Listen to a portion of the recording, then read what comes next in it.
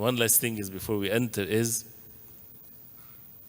it's all يعني, eloquent words of saying things with regards to the love of Allah subhanahu wa ta'ala.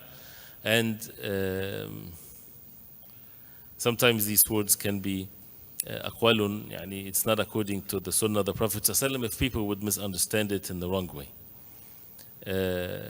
As the hadith of the Prophet عليه الصلاة والسلام من أصبح وهمه غير الله فليس من الله. And there is shawahid to this hadith, like whoever wakes up in the morning and his concern is the hereafter, Allah subhanahu wa ta'ala من أصبح والآخرة همه جمع الله له شمله وجعل غناه في قلبه وأتته الدنيا وهي راغمة. Whoever wakes up in the morning, his concern is the hereafter. And how to achieve this? This requires effort and requires for the person to establish the tawheed in his heart. From the beginning of the day, the concern is the hereafter.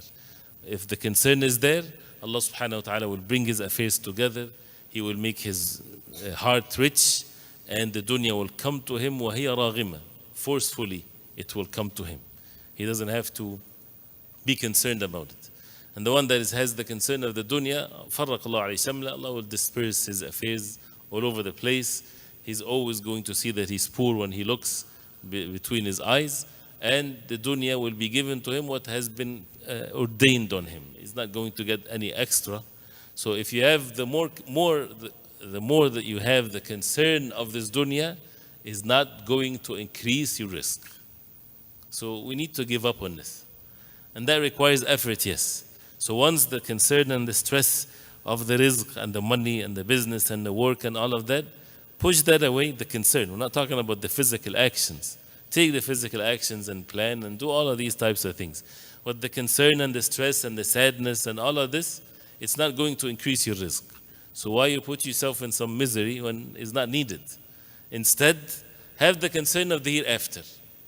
The Jannah, the hellfire, the moment of death, what's going to be in the grave for me.